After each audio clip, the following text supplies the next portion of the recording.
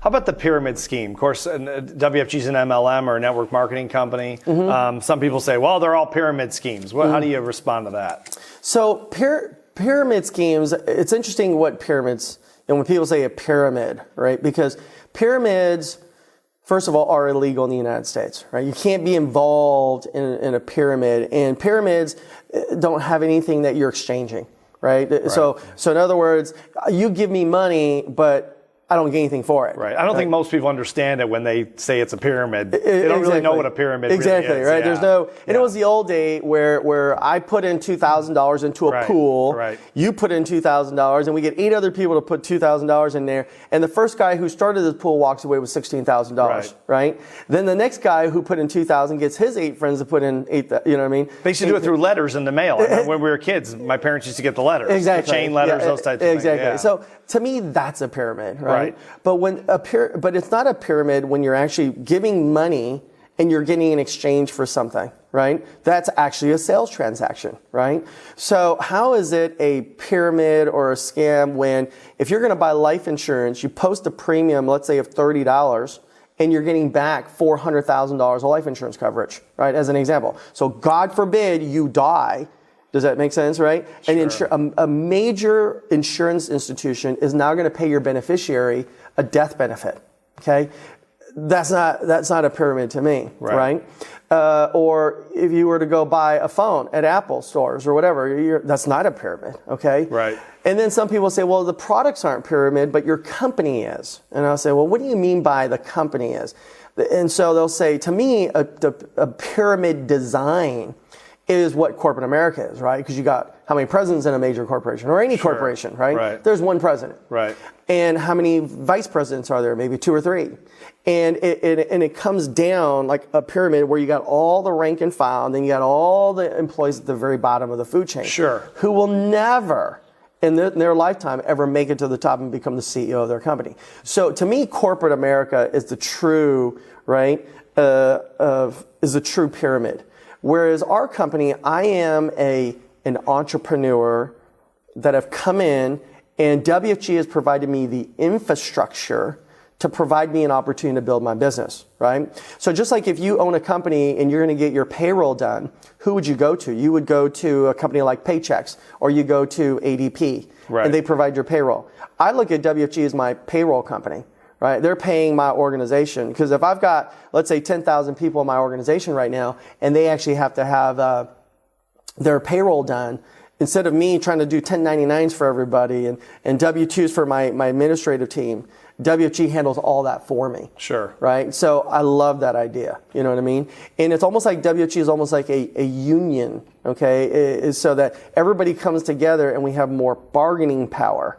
Right? So that if I went to a major company like Nationwide, right, or Pacific Life, and I said, listen, I'd like to get a contract to sell your products, they're going to ask me, hey, how much production can you do? Right. And I'm just a small little mom and pop guy. This is my wife and I, okay? Maybe one agent. And I say, well, I think I'm going to do like $200,000 a year in premiums this year. Nationwide is not going to give me the time of day. Right. Number one, they're concerned about liability. Is this guy has no experience. He just got licensed. Right. And now he's going to sell our products. We're wondering if he's even understands our products to sell it, and could they jeopardize our company? Sure. Right. So now what WFG is where I come in, and let's say you and others and Bob and Sally and Jim and Betty, everybody comes together, and now collectively, through WFG, representing us, goes to a Nationwide and says, we'd like to have a contract with you, but and we will do X number of business. We're actually going to write $10 million of business with you. Now Nationwide says, that's a good amount of premium. We'd like to give you a contract. How can we ensure that you're not going to do something to jeopardize our company? WFG says, we're going to put the training in place, the infrastructure in place, the compliance in place to make sure that everybody knows how the product works and how to sell the product. So that's what WFG brings to the table, right? Okay. It's tremendous value. It's like a McDonald's franchise, right? Whereas it's not a franchise, right? But it's similar to one, right? Where like, if I wanted to start a lot more inexpensive. It's a lot more expensive, exactly, right? But if I wanted to start a Subway or a Capriotti's or a Burger King or a Kentucky Fried Chicken, right? I'm better off going to a company like that and buying into their infrastructure rather than me trying to go make my own hamburger business, right? It's interesting that I'm pretty confident you and I could make a better hamburger than McDonald's, right? With all due respect to McDonald's Corporation, we can make a better hamburger than what McDonald's. Right. But then why don't we have thousands and thousands of locations selling our hamburgers? Right. They have a system. They've got a system in place. Yeah. Absolutely. And so it's like Starbucks. Starbucks didn't invent coffee. Right. Right. But there's a Starbucks at almost every 2-3 miles. There's a Starbucks. Sure. In some cities and municipalities, I've seen Starbucks right across the street from each other at every corner. Yeah. Okay. And so how is that? Starbucks has now got a system to open up very successful enterprises. What about people, John, that say, well, I went to a WFG meeting and they were chanting. Some of them, they had the same color shirts on and they do this swoosh thing and it's kind of cultish. The people that say WFG is a cult, how do you respond to that? That's a great question. So number one, not all offices do that. So every office is pretty much independently owned and operated. So the fact that you're independently owned and operated, you can move your team and motivate your people however you'd like. Right? So, for instance, there are some offices that may do that. And then there's some offices that don't even know what a whoosh is. Okay? So it's not every office that does that. But the offices that do that, you have to ask yourself, well, what are they doing? It's about teamwork and it's about the camaraderie. It's about celebrating, right? When someone gets a promotion, where someone gets closed a big transaction, right? And it's no different than a football team or any professional team.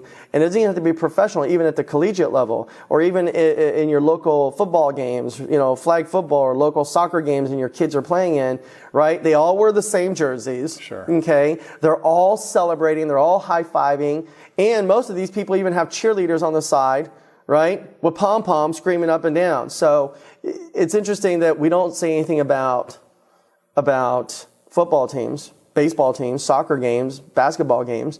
But suddenly when you do that in business, right, it's weird. It's cultish.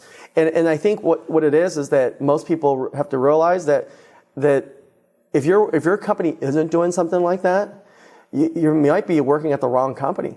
Because number one, they don't know how to have fun, right? They don't know how to enjoy and celebrate their wins. Sure. Right? Because if you go to other major companies like Walmart does the same thing. They sure do. That's right? Yeah. You know what I mean? You go to a Google, right, campus, they all do the same thing. Right. You go to Apple, they do the same thing. So why are they cultish too? Are they a scam? Are they weird? Are they, it's just that maybe the company you're working for hasn't adopted how to celebrate wins and have fun and develop a team culture in their environment. Sure. Some people say, as you know, that the FFIUL product is a faulty product because as you get older, the cost of insurance goes too high. What do you say to that claim? So number one is that is actually not a true statement. Okay, the cost of insurance does not always go up every single year. In fact, it can actually go down.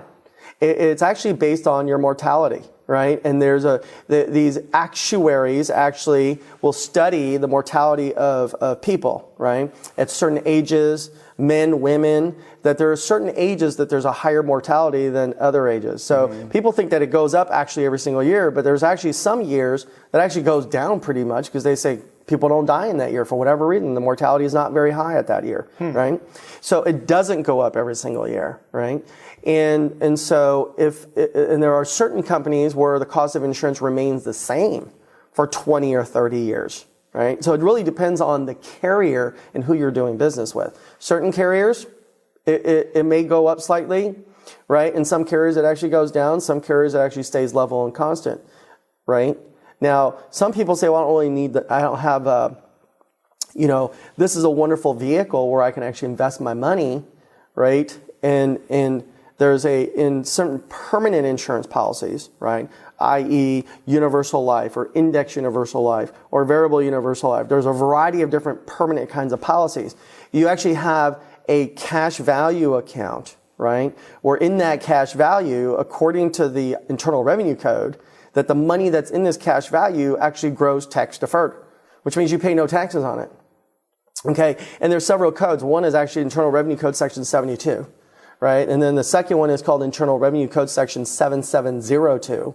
And then another one is called Internal Revenue Code Section 1.01, subsection A, paragraph 2, right? So these internal revenue codes now allow a taxpayer, a participant who wants to put money in there that can actually qualify for an insurance policy, can get that and have a cash accumulation where the money's growing tax deferred, but guess what? You have no market risk. For instance, if you put money in an indexed universal life, there's a guaranteed floor. So that floor could be either 0 or 0.75 or 1%, but every insurance company has a floor, okay? And then there's a cap, and that cap could be 12%. It could be 14%. It could be 15%. Some companies may say there's no cap, okay? But to have that, you got to have the insurance as well. So it's a wonderful place for you to put your money into these places. And Ben Baldwin actually calls it the financial Swiss Army knife, right? And so everybody's got a different name for it. Anthony Robbins just has a book out there, and he calls it the rich man's IRA, rich man's Roth IRA, right? Okay. And so if people understand that it's not just the cost of insurance, it's all the other benefits that go with FFIUL. There's chronic illness, there's terminal illness, there's long-term care benefits, right? Disability benefits. So if you were disabled, right, you can actually take, you needed some long-term care needs. They'll actually take, in some carriers, for example, will take 2% of, let's say, the death benefit. So if the death benefit is $500,000, they'll take 2% of that, which is $10,000, and you'll get an income every single month, tax-free, of $10,000, right? That will help you if you became sick or disabled. So it's a product that you believe in. Oh, absolutely. Is it a product you own? Oh my goodness. I think I probably have, 15, 20. Wow. IULs and VULs. Okay. Yeah. Okay. What about people that they want to sell insurance and they look at WFG, they compare it to a traditional company and they say, well, the commissions are so much lower initially, at least with WFG. Why would I, go into WFG when I can get 3 times the commission at another, a traditional company? Mm-hmm. Yeah. That's another thing. So much of that goes on in this industry today where they'll say, oh, well, you only get, 30% or 40% or 50%. That's your contract with WFG. But it's 30, 40, 50, 70, 80% of what? Right? That's the question, is what is the actual payout to the field? So for instance, I met a fella and he says, listen, man, I get a 70% contract. Like right now, my contract is 70%. I go, wow, that's 70%. I said, 70% of what? Right? Of 100%? Of 90%? Or 70% of what? And he said, that's a good question. I don't know. I guess of 100%. Right. So he went back to the insurance company and he asked them, he said, hey, what's my contract? I'm getting 70% of what? I don't think I've ever asked you that. And he said, I'm getting 70% of 40%. So the payout to the agent is only 40%. So he's now getting 70% of 40. So if I took 70% of 40, that's actually only 28%. Right. Right? Whereas if you say, well, we're paying out 50%, we'll say, wow, you're getting 20% less. Well, 20% less than 70. What? But wait, 50% of what? Right. Yeah. We're paying out almost 130%. So if we're paying out almost 130%, if you get 50% of 130, you're actually getting paid 65%. You're getting almost double what you were getting at the other company. So be careful what you're getting, what you think you're getting. I had one guy said, well, no, I get 90%. And I said, you get 90%? And he goes, yeah. And I said, of what? And he says, that's a good question. He goes, I get 90% of 90% because the broker dealer that he works for and the insurance company he works for, they pay out 90% to the field. So oh, wow, that's pretty good, right? 90% of 90% is what? Yeah. 81%. Yeah, that's a lot. Yeah. That's a lot. Okay, well, they go, well, what's the highest contract you're going to give?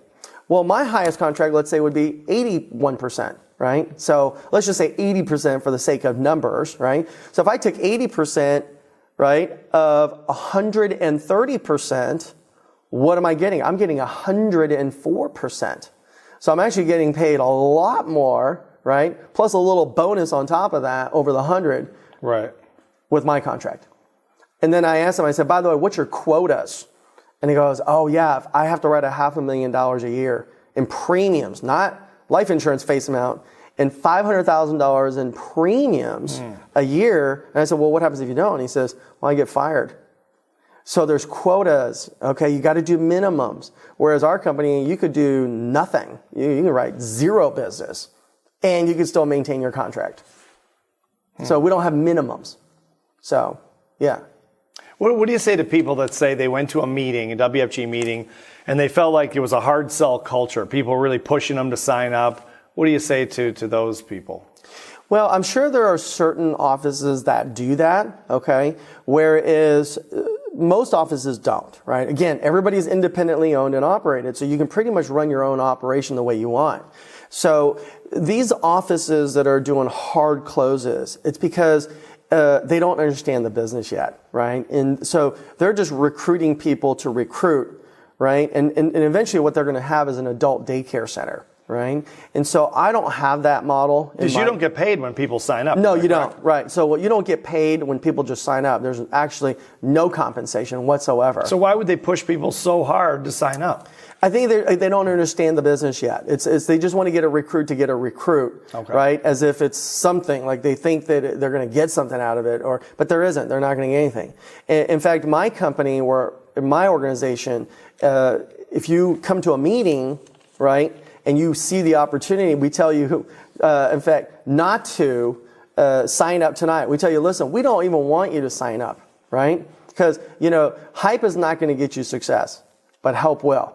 Right? So why don't you go home, think about this a little bit, let the hype settle down, talk to your spouse and see if this is something you really want to pursue. And then after they come in with me, the first interview they come into, they come into the interview, we sit down, give them an overview of what it's about. And then at the end of that, after we tell them what it's about, we say, are you ready to get started? And they say, yes. I say, great. Well, let's go ahead and start the first paperwork. But I'll tell you what, I don't even want to process this, right, until you come to 3 trainings to see if it's the right fit for you. Okay, and then if it's the right fit, then you decide to pursue your license. But I don't even want to process your paperwork until you come to 3 consecutive meetings. I see, okay. Well, what's the downside of WFG? Downside, the downside, I think, is not just WFG, but in any business that you start. Anytime an entrepreneur starts, right, you have to front load it, right? It's like a plane taking off on a runway, right? Sure. It's got to really get it going, right? It's like some people may not know what a 10-speed bike is in this day and age, right? But when you first start off, guess what? You got to have that 10-speed in low gear, and you got to give it all you got, right, at the very beginning. And so most people don't give it all they got at the very beginning. It's like, let me dabble at it. Let me try. But if you just try, to me, I think trying is lying, right? When you say you'll try, it means you're not going to do it. When you have a party and someone says to you, hey, you're going to come to my party? And they say, I'll try. You know what that means? They're not coming. They're not coming. Does that make sense, right? Yeah. If they're going to come to your party, they say, yes, what would you like me to bring? I'm going to be there a little bit late, but definitely I'll be there, right? Right. So the hard part about WFG is saying in the very beginning, it's changing your habits, right? So suddenly all these habits that you've had in your life have kind of brought you to where you are. And how well has it worked for you? Right? So you got to change those habits up a little bit. And suddenly once you change your habits, you can actually start to see things that you never had before, right? So the hardest thing for most people in WFG, the downside is all of a sudden changing their habits and starting to go, wow, this is a little bit weird, right? Because I'm not used to getting off of work from 9 to 5 and then having to go through a drive-through or getting something quick to eat and then having to get to that training by 7 o'clock to get trained from 7 to 9. Right? Or I'm not used to going to the meeting and then coming home at 10 o'clock, right? After I work just 8 hours, right? But you got to make the sacrifices in the very beginning. And so I think that's the hardest part for most people, right? The downside is you're going to have to make some sacrifice, right? And surrender some things like your hobbies, right? You're going to have to surrender TV. And I've interviewed a lot of successful people, and I always ask them, millionaires and billionaires, what's your favorite TV show? Right? And you know what most of them say? They don't know. They don't know. That's right. I've got no same answers. Yeah, you know what I mean? Like, they don't watch TV. Yeah. Does that make sense? They sort of look at you with that blank look on their face like they're trying to figure it out. Yeah, they don't watch TV. Yeah. You know what I mean? You know, today, TV isn't going to pay you. TV is not going to reward your family the things that your family deserves to have, right? So I would tell you, you might have a TV screen in your house, but cut the cable. Cut your Dish Network or whatever the satellite TVs are. Cut it. Get rid of it. Get rid of your hobbies. Hobbies don't make you money, right? Hobbies are hobbies. Sure. But you need to get rid of all those things and focus on a business. And if you were able to do that, then you'll reap the fruit of it all, you know? And so I think that's the downside of WFG is people don't like change. You know, people aren't willing to make different habits. What's been your greatest joy in WFG?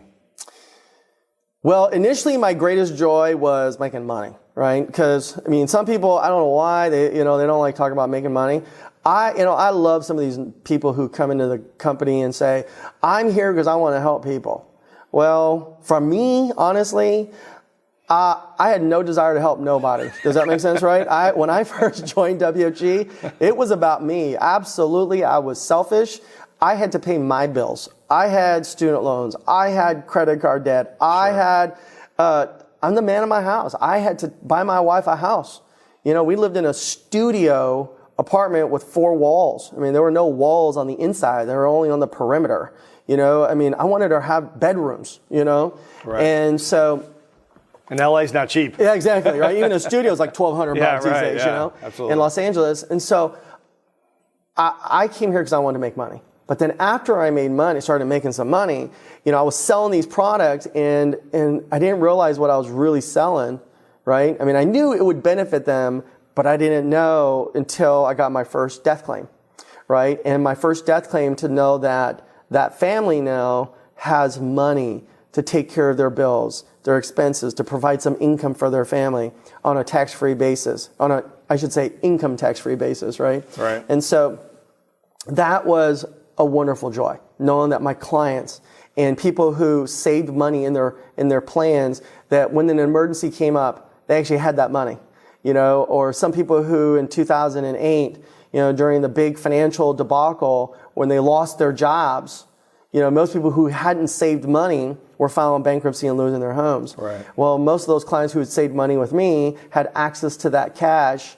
and they were able to use that cash to keep their family afloat. So that was a tremendous joy to sit there and go, wow, because of me, they didn't file bankruptcy. Because of me, their family isn't losing their house. Because of me, they're going to be able to retire in dignity. Because of me, their kids are actually going to go to college and not be in student loan debt, right? Because I educated their family and I got them to act on that education and start saving some money, right? But now my greatest joy has changed, right? Because your joys and your missions and your purpose change through your career. And so for me, my joy now is taking somebody that has that burning desire and helping them to achieve their peak potential, to help them to realize that their capacity is so much bigger than where they are right now.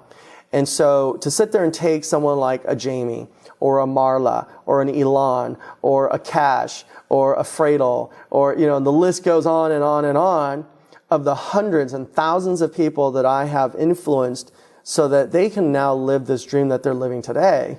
And then I go to their house and I see the way they live. I see the cars they drive. I see their kids are going to college. I see the kind of vacations they take, right? And the places they stay, right? That freedom and having all the choices. And all that happened because I sat there and took the time to mentor them and to coach them, right? To help them really, really hone in on their strengths, right? And not go recruit somebody that has your weaknesses, right? But you focus on your strengths, right? And increase that capacity of your strength. That is the greatest joy ever, you know? And so to see other people now becoming successful, you know, money is not a motivation for me. There's no question. I always want to make more money, right? Because I want to increase my capacity, right? Well, how much more money can I make? But it's not my motivation.